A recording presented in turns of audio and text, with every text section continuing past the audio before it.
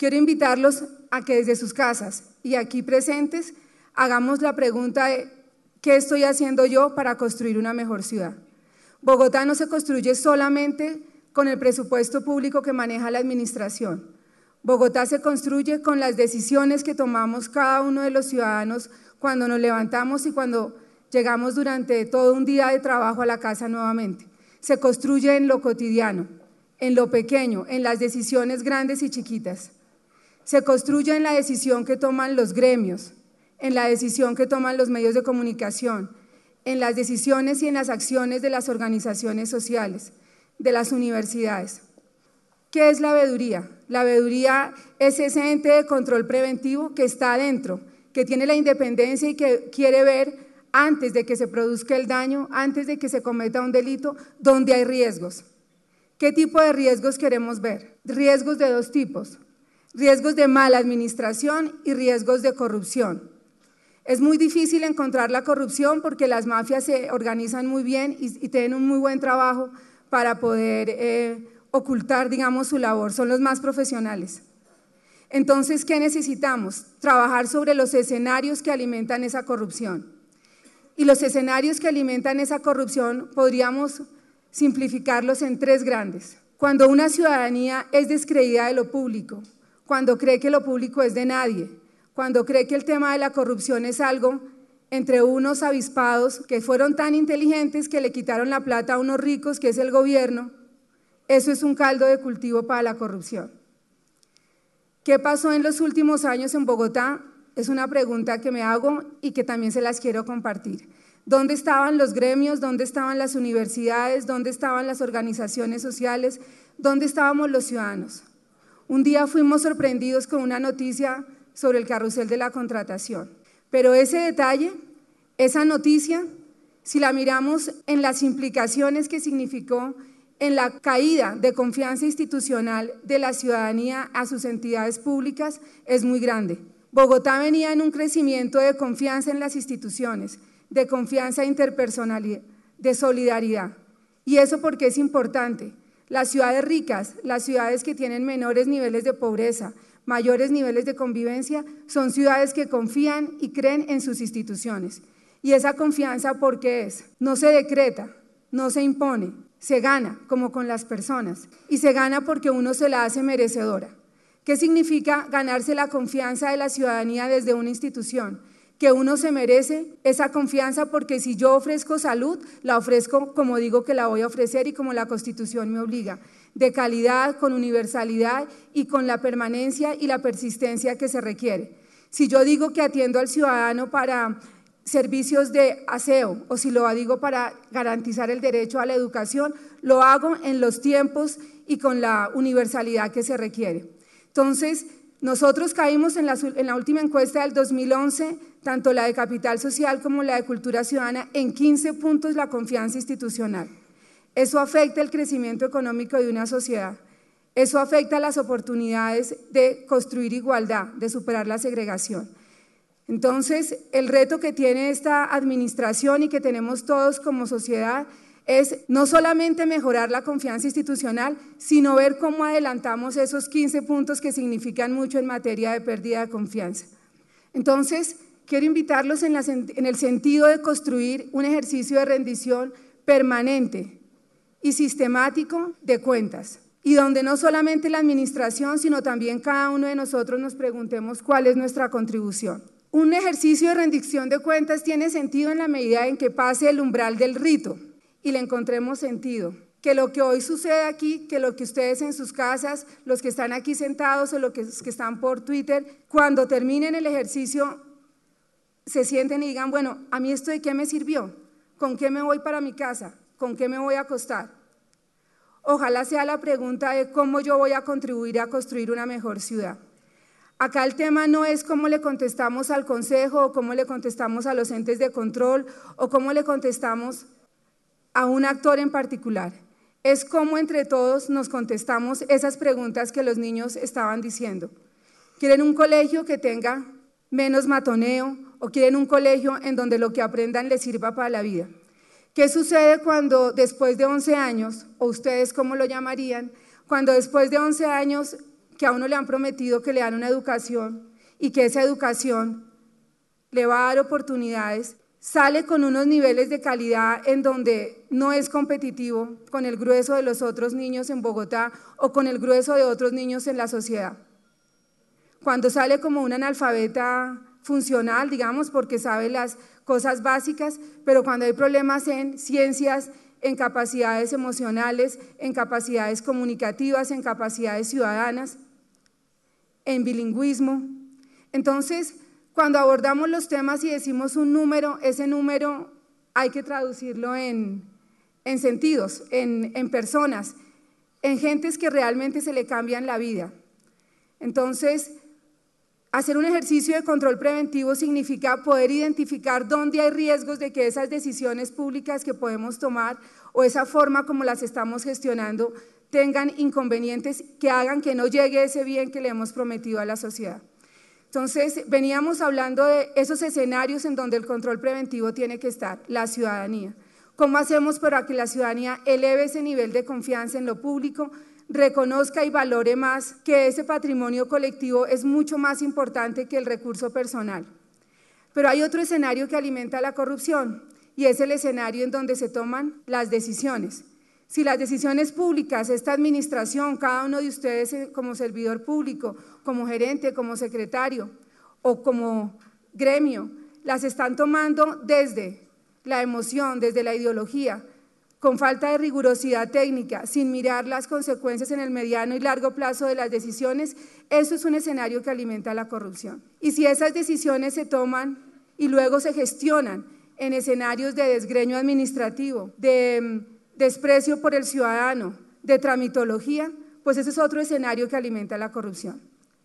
Y la corrupción, la no integridad, las fallas de transparencia, solamente se pueden superar con un trabajo articulado, con un trabajo colectivo, en donde la sociedad diga rechazamos y no toleramos la corrupción.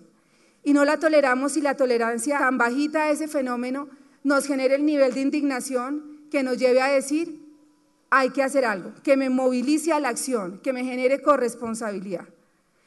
Con lo que sucedió en Bogotá en los últimos años, por ejemplo, nomás poniendo el caso del tema de fase 3, 26, mucha gente pudo estar implicada, mucha, desde la persona que vio la carta, contestó un teléfono, escuchaba que algo estaba raro, pero sentíamos que ese no es mi problema, o de pronto algunos creyeron que era más temor y tampoco reaccionaron. Entonces, construir realmente barreras, pero desde el corazón, desde las entrañas, desde el cerebro, para reconocer que la corrupción, la no integridad y las fallas de transparencia nos quitan oportunidades de riqueza y nos aumentan oportunidades de violencia. Eso es para nosotros supremamente clave. Es en ese contexto en donde nosotros hoy queremos hacer un ejercicio muy rápido de observaciones a lo que ha sido la administración en el año 2012. Hemos entregado a la administración un documento mayor de algunas observaciones y queremos empezar señalando que para uno poder mejorar tiene que reconocerse que hemos hecho bien. Todos nosotros tenemos que, digamos, darnos una palmadita en la espalda y decir hemos hecho bien algo. Y sobre eso que hemos hecho bien y esos logros, coincido con varias de las intervenciones que me han antecedido en que tal vez el principal logro es el salto de la visión de ciudad.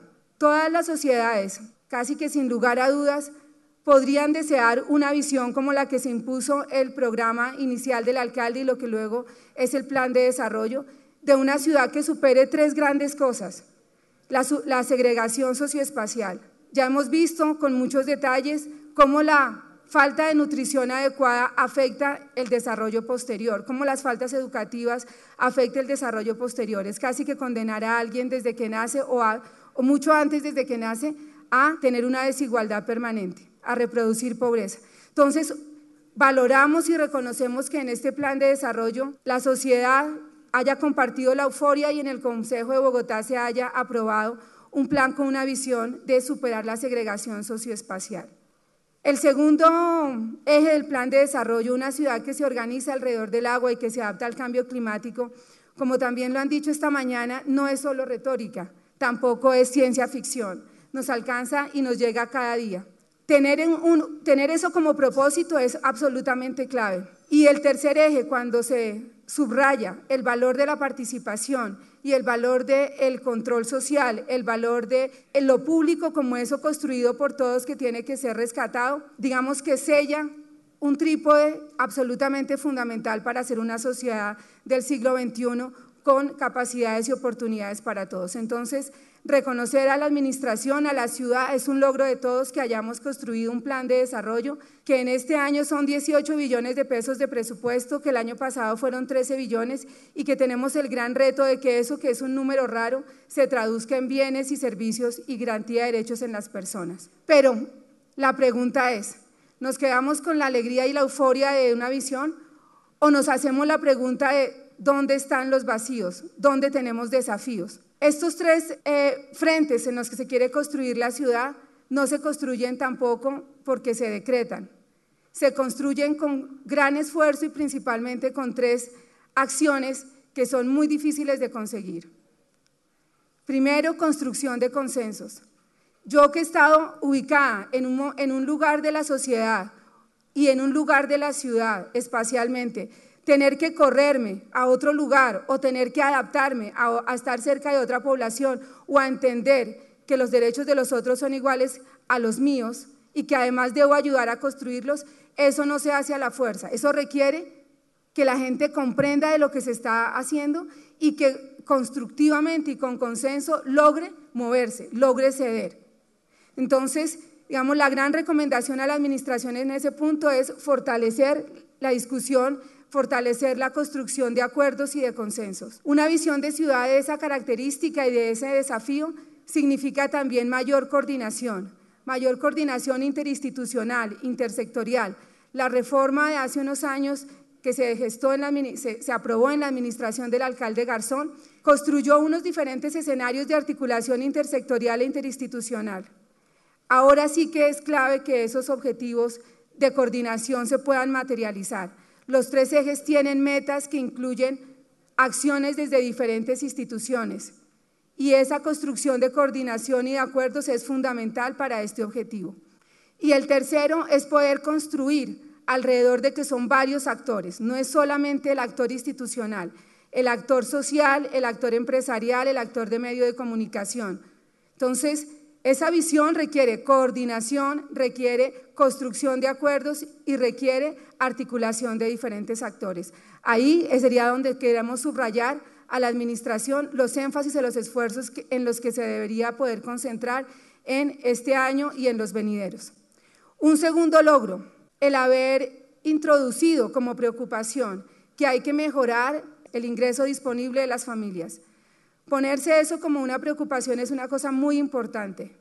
No es lo mismo vivir con 10.000 pesos al día, con 5.000, a vivir con 40.000 o con 200.000 al día. El tipo de alimentación, el tipo de oportunidades de educación, de recreación, lo que decía Amartya Sen, la garantía de las libertades se expresa en la manera como realmente usted mide la pobreza. Entonces, el ingreso tiene que ver con ello. Le reconocemos a la administración los avances, el interés de mejorar ese ingreso de las familias. Hay algunas estrategias para eso en este año. En el 2012, el ejemplo de la estrategia del mínimo vital de agua libera a las familias de unos ingresos que puede usar de manera independiente. La reducción de las tarifas de Transmilenio para toda la población y tarifas diferenciales en discapacidad. Pero la pregunta es, si queremos mejorar los ingresos de estas familias, ¿la vía son la política de subsidios? Y si es esa o si es una de ellas, ¿cómo garantizamos la sostenibilidad y que no se ponga en riesgo el marco fiscal de mediano y largo plazo de la ciudad? Nosotros lo dijimos el año pasado cuando se anunció la reducción de las tarifas y la misma administración señaló que valía más o menos 60.000 millones el semestre, lo que significaría un promedio de 100.000 millones anuales esa reducción. En 24 años, que es la concesión de Transmilenio, significa 2.4 billones de pesos, que es una línea metro. Queremos mejorar los ingresos de las familias, si es por esa vía, ¿cómo logramos que esa decisión sea sostenible y adicionalmente esa decisión no ponga en riesgo las finanzas de la ciudad en el mediano y largo plazo? Porque la administración termina en 4 años, pero hay que pensar qué sucede con la estructura de la ciudad. Cada una de las decisiones tiene que ver el impacto en el mediano y largo plazo. Un tercer logro que reconocemos y que en ello todos hemos estado involucrados es en la reducción de la tasa de homicidios en Bogotá. Tener una tasa de 16 por 100.000 habitantes es un logro muy importante. Significa que Bogotá está reconociendo que la vida es sagrada, que podemos tener diferencias, que podemos algunos, digamos, estar en el negocio de la ilegalidad, pero que esa ilegalidad no pasa por quitarle la vida a otra persona. Entonces, hay un reconocimiento importante al alcalde que, a diferencia de las últimas administraciones que no habían tenido un liderazgo tan fuerte en el tema de seguridad, el alcalde lo ha retomado.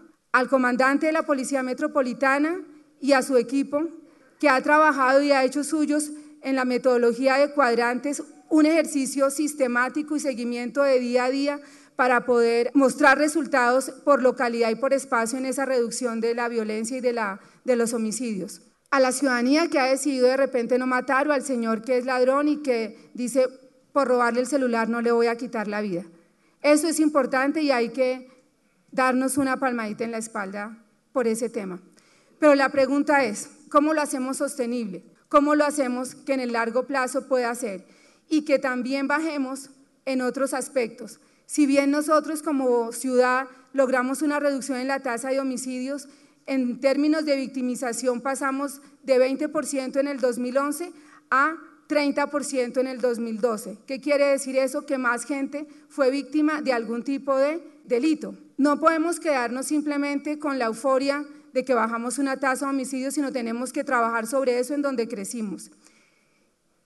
La recomendación: mantener el liderazgo del alcalde en el tema, fortalecer mucho más el liderazgo de la Secretaría de Gobierno como coordinadora del tema, mayor articulación intersectorial con el sector justicia y con el sector seguridad. Y necesitamos, en ese contexto de fortalecimiento, lograr que la ciudadanía también ponga, que haya un cambio cultural en relación a construir que la vida es sagrada y es intocable, y que podemos tener diferencias, pero que las diferencias no se tienen que dirimir quitando de la vida al otro ser humano. Y tenemos que ver el tema de seguridad y convivencia, también es una recomendación, articular los planes, articular y tener una verdadera política de seguridad y convivencia para Bogotá, que hoy no existe. Y en esa política de seguridad y convivencia debe tener lugar cómo luchamos contra la violencia intrafamiliar. Ese es un tema alto en Bogotá, es un tema grave y hay que ponerle la atención. Lo mismo que el tema de la convivencia escolar. Hay algunos avances, pero Bogotá está en desventaja, digamos, con lo que se venía trabajando en años anteriores, y ahí trabajar sobre convivencia escolar, disminuir las oportunidades del matoneo, del bullying en los niños es absolutamente clave. Los caminos seguros al colegio. Un aplauso por el haber reducido la tasa de homicidios, pero una banderilla y una recomendación. El cuarto logro al que queremos hacer alusión es al tema de educación. Realmente las desigualdades están en la educación. Uno puede tener una familia que le hereda una gran herencia, pero si uno no tiene la capacidad para manejarla, se la come rápido, la pierde rápido. La gran desigualdad está en la calidad educativa. Que un niño a los 16 años salga con bilingüismo le va a hacer una diferencia muy grande. Una segunda lengua le abre el universo a otra cultura, pero también le da la posibilidad de ser competitivo en la economía. Si nosotros no avanzamos en darle más oportunidades de igualdad en temas de competencias científicas, en competencias sociales y competencias comunicativas, no hemos avanzado mucho. Reconocemos que al poner el plan de desarrollo, eso como prioridad es un logro. La pregunta ¿es suficiente lo que estamos haciendo? En particular, en la jornada extendida, Bogotá tuvo en el 2012 un piloto de 26 colegios. Tenemos más de 350 instituciones educativas. La meta del plan de desarrollo es lograr 240.000 niños atendidos con jornada extendida. El año 2012 cerró con 16.000 niños. ¿Y qué se está haciendo en esa jornada extendida? ¿Qué le estamos poniendo? Es una pregunta clave. La recomendación, fortalecer los ejercicios de planeación que se están trabajando. Esto está inventado en otras sociedades y nosotros sabemos esas 3 o 4 horas que los niños estén más en los colegios no puede ser para entretenerlos solamente. o para guardarlos ahí. Tiene que ser para que se note que lo que pasa ahí es más ciencias, más matemáticas, más capacidades de comunicación, más capacidades emocionales. Los expertos han identificado ya que lo que más previene y lo que más ataca el bullying y el matoneo es la capacidad de asertividad y la capacidad de empatía de los niños. Si yo sufro con el dolor del niño que están matoneando y mi otro grupo que está cerca sufre con ese dolor y le pone una contención al quien está ejerciendo la violencia, el matoneo se disminuye. Pero si a mí no me importa que estén matoneando al niño, es problema de él, construyo oportunidades para que esto se desarrolle. ¿Y cómo hago yo para construir esa sensación de empatía? Esa sensación de que lo que le pasa a él me duele a mí. Con actitudes, con comportamientos, con metodología. La escuela tiene que en sí misma, como actúa y como practica, ser un ejemplo de construcción de competencias emocionales. Las competencias comunicativas son absolutamente claves. Dicen los psiquiatras que cuando uno no tiene la capacidad para explicar es cuando uno actúa el malestar. Yo tengo rabia, pero no sé cómo transmitirla. Entonces le doy un puño o le mando una bofetada. No nos tiene que dar miedo los problemas, las diferencias, que hayan conflictos. Tenemos que lograr cómo damos oportunidad para que esos conflictos se puedan tramitar constructivamente. ¿Eso qué significa? Capacidad de construir acuerdos y capacidad de argumentar. Si yo tengo capacidad de argumentar y si la escuela me brinda eso, pues no le voy a tener susto al conflicto y a la diferencia no la voy a enfrentar con la violencia. Entonces, cuando hablamos de lo que pasa en esas 3 o 4 horas de la jornada extendida, tenemos que hablar que esos contenidos se pongan allí. ¿Cuántas horas ve un niño en matemáticas a la semana de un colegio privado? 7 horas, en algunos 8 horas. ¿Cuántas horas ve de matemáticas un niño de un colegio público? 3 horas, a veces 4 horas. Eso hace una diferencia grande. No por las operaciones de álgebra, de trigonometría o de cálculo que termine uno no sabiendo, sino porque el enfoque de las matemáticas permite un orden mental, una lógica, una manera de abordar los problemas. Implica tener hipótesis, implica ir a buscar forma de resolver esas hipótesis, implica construir argumentación, implica probar y descartar. Todas esas 4 cosas son importantes para la vida, para cómo nos movemos en la sociedad. Entonces las matemáticas son claves, la comprensión de lectura, el sentido de lo que leemos, construirle sentido a lo que hacemos. Para nosotros como veeduría, ente de control preventivo y extensión de los ojos ciudadanos en la administración, queremos decirles y subrayar muy bien de que el piloto de los 26 colegios, 16,000 niños, pero la sola meta del plan de desarrollo son 240,000 y quedando muchos más por fuera, y de 100 colegios. Pero lo más importante es qué pasa adentro, qué va a pasar adentro de esas horas de jornada extendida y cómo en las pruebas saber y en las diferentes pruebas que se hacen en materia de competencias, los niños de Bogotá, después de 4 años, tienen mejoras en el impacto de eso que conocen y de eso que saben. El quinto logro es salud. Algunos desde sus hogares dirán, es un chiste que diga que salud cuando el sistema y los hospitales siguen en crisis. Sí queremos resaltar a salud como un logro en esta administración porque tiene mucho más de lo que teníamos hace unos años en materia de discusión pública. Hay un secretario de salud que ha liderado una discusión que es necesaria y que es una discusión que no solo reconoce el rol de lo local, sino que también le da el peso que tiene el rol nacional en la solución del problema. El año 2012 tuvimos un déficit de 258,000 millones que pudo haber sido mayor, que el distrito trabajó con diferentes acciones para cubrir casi 160,000. Pero para todos ustedes en sus casas, hoy tenemos unos 14 hospitales de los 22 en riesgo alto 7 y en riesgo medio 7 en riesgo de quiebra. Siguen los servicios y la atención a la ciudadanía en características de no calidad suficiente como la sociedad se imagina. Entonces la pregunta es, ¿qué tenemos que hacer? Tanto en el nivel nacional, seguir la discusión, como en el nivel local, mejorar lo que depende de nosotros. Es una tristeza tener que sentir hoy lo que sentimos, sabiendo que hace 10 años Bogotá tenía la mejor red de hospitales del distrito, toda con calificación AAA. Claro que la Ley 100 ha tenido que ver, pero también el mal manejo administrativo de los hospitales, la falta de gerencia, la falta de modernización, la falta de transparencia y en la relación que ha tenido la Secretaría con los hospitales también hay una gran responsabilidad. Los gerentes y las juntas directivas de los hospitales tomaron decisiones y en esas juntas está sentada Secretaría de Hacienda, está sentada Secretaría de Salud. Entonces, la recomendación y ya uno de los trabajos que ha venido adelantando esta administración es subrayar ese esfuerzo por mejorar desde el punto de vista administrativo y financiero la gestión de los hospitales. El último logro, digamos, que quisiera resaltar es los esfuerzos que se han hecho en materia de mejorar el desarrollo local. Aquí hay una intención fuerte de la administración. La pregunta es si eso que está escrito en el plan de desarrollo lo hemos logrado con el nivel de esfuerzo y el nivel de impulso que se requiere articular en el 2012 y qué nos toca hacer en el 2013 y años subsiguientes. Las alcaldías locales son alcaldías que tienen responsabilidades muy grandes, el tema de permisos, el tema de policía que manejan, ahora la distribución y el manejo de malla vial local, son organizaciones que requieren de mayor apoyo del que ha tenido históricamente por parte de la administración central.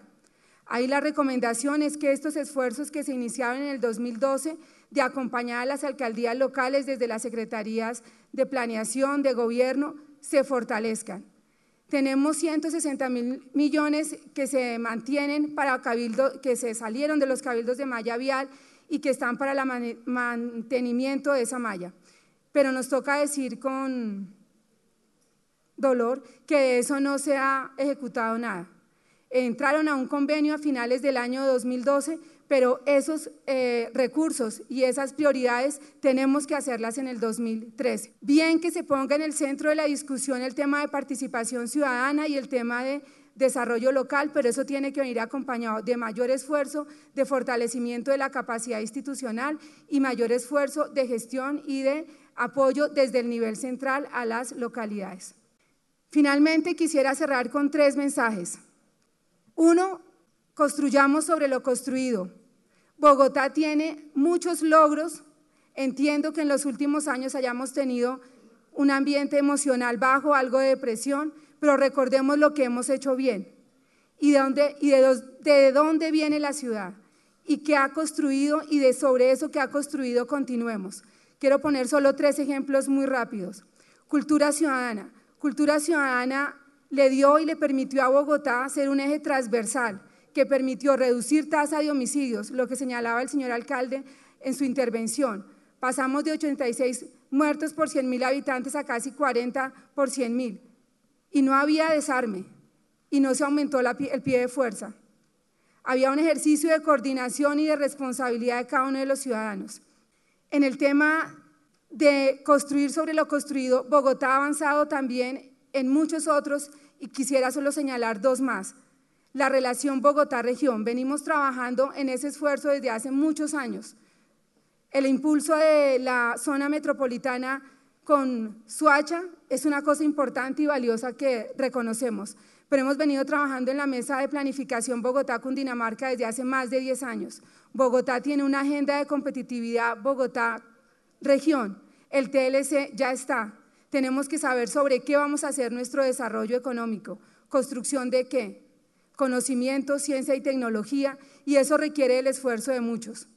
Y un tercer ejemplo de lo construido, el plan de ordenamiento territorial. Lo que se está discutiendo en este año de una reforma excepcional, ha dicho la administración, es simplemente eso, una reforma excepcional que no va a afectar los objetivos de mediano y largo plazo de ciudad. ¿Qué decíamos desde el año 2000? Que Bogotá quería ser densa y compacta. Eso no es cosecha del programa de Bogotá Humana. ¿Qué hemos hecho en estos 10 y 12 años para construir esa ciudad densa y compacta? De pronto mucho, pero nos hace falta muchísimo más. Entonces, en ese esfuerzo se fortalecía no solamente el centro y lo que ahora se llama el centro ampliado, sino también centralidades múltiples, que en Suba, que en Engativá, que en Bosa, la gente pueda tener nichos de desarrollo productivo, pueda tener educación, pueda tener salud, como esta mañana lo decía el secretario, del nivel y de la calidad, como puede ser una clínica country o como puede ser una cardioinfantil. Entonces, valoremos lo que se ha hecho y a partir de eso construyamos, no estamos empezando de cero, no nos dé miedo reconocer a otros y empezar desde esos avances que ya se tienen. Un segundo mensaje es, creo que ya hay suficientes, ya está muy claro qué queremos, lo ha dicho el programa de gobierno, lo ha dicho el plan de desarrollo, lo dicen los anuncios del alcalde, lo muestran los avances del plan de desarrollo. Tenemos que pasar a los cómo.